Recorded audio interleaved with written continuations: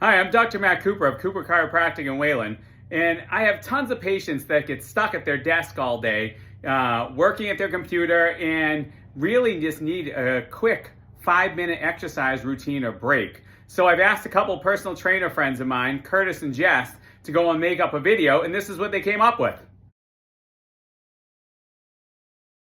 What's going on, everybody? I'm Coach Curtis, and I'm the owner of LifeTech's personal training studio here at the center of Wayland. This is the amazing Coach Jess, and today we are here to bring you a movement break brought to you by your favorite chiropractor, Dr. Matt Cooper. He asked us to give you something that's going to help you move throughout the day. So this is about 5 to 10 minutes, depending on your time frame. That's going to allow you to get a little bit of blood flow and break up sitting for long periods of time. So let's get right into it.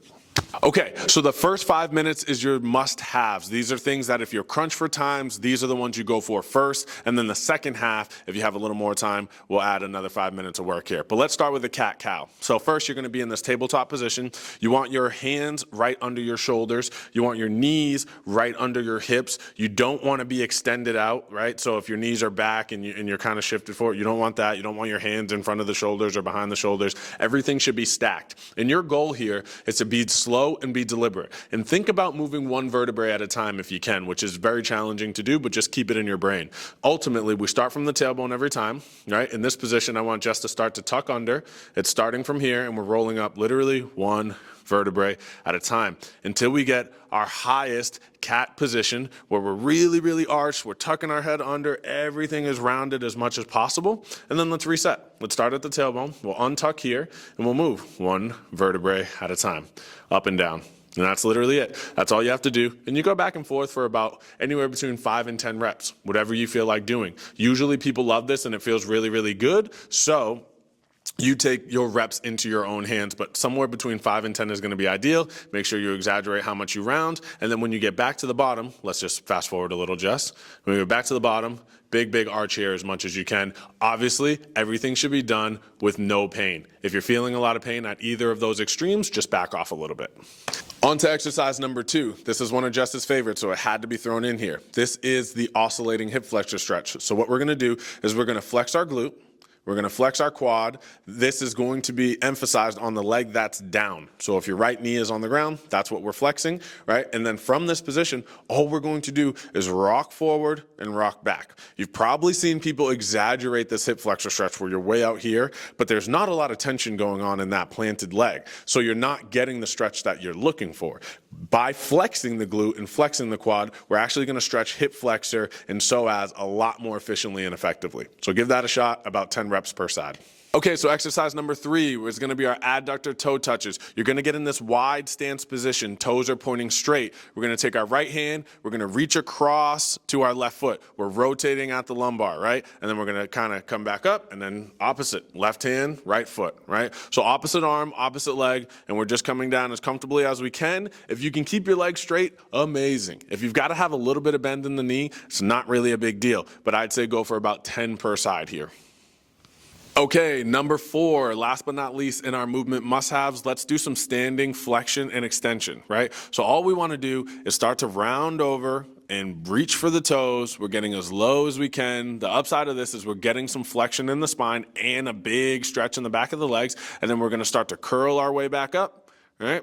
And then once we get to the top, we're literally going to open up our chest and we're going to extend back a little bit, reach the arms, boom, just like that. Same thing as the cat-cow here. About 5 to 10 is going to be great. You do what feels best. You don't be surprised if you get a little bit of cracking and popping here. Your spine might a little bit. That's a good thing. So like I said, 5 to 10 reps or so, make sure it feels good. Okay, so on to the second half. Now, if you have extra time, definitely work these in because we want to make sure our core is active and awake and we're building that strength there because it's our foundation, it's everything. So first thing we're going to start with is a glute bridge march. So the glute bridge march has you in this position. You're flexing your glute, you're staying as neutral as you possibly can, and then you're just going to go ahead and lift one foot off the ground, then plant, reset, other side. You're going to alternate side to side while keeping your hips locked in space. You don't want to drop your hips at all and control that as much as possible. Let's go 10 reps per side. Okay, now let's talk about exercise number 2. Now, what we're going to do is get in our tabletop position just like we did in our cat-cow. But all you're going to do is dig your toes into the ground and lift your knees off the ground about 2 to 3 inches. So you're in a tabletop position, you're nice and neutral. This is called our bear plank. You're going to hold this for anywhere between 20, 30, maybe even 60 seconds. You don't have to do much more than 60. That's going to be perfectly fine. Number 3 on this one is definitely optional. It doesn't feel great on everybody's hips, but if it feels good, it's a great way to open the hips up a little bit. Now, this is a deep squat hold. Worst case scenario, use some support. Maybe hold on to the end of the couch or something that's going to help you keep your chest upright so you can sit nice and low. Open this up, maybe 30 to 60 seconds in this position here. All right, exercise number 4 is our baby pogo hops. Now, plyometrics are super, super important. There's new studies out that are showing that plyometrics are extremely important for our bone density. Makes a massive, massive difference. Everybody should be doing them, even on a small scale. So let's start really, really easy. These are our baby pogo hops. Keep it gentle, keep it soft. What Jess is gonna do is just bounce on her toes a little bit. Little hopping, very small, nothing crazy aggressive. I'd say maybe 20 to 30 reps at a time. Make sure it doesn't hurt the ankles or stress out the Achilles or anything like that. But as long as we do that, we'll be in a good place.